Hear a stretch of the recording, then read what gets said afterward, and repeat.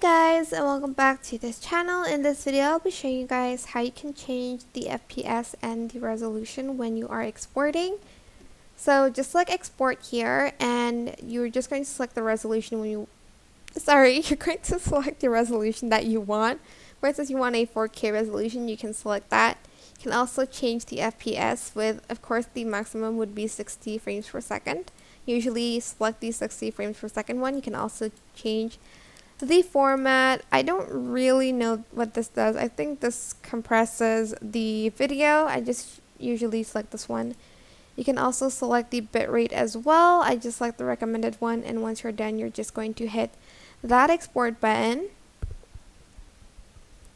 and just wait for it to export. It will take longer because this is a 4K video, but you'll also see the file size here according to whichever one you selected.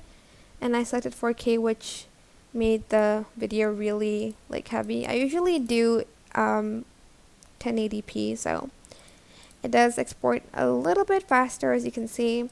But that is it. I hope this tutorial was helpful for you guys. Don't forget to like, comment, share. Also subscribe to this channel if you haven't done that already.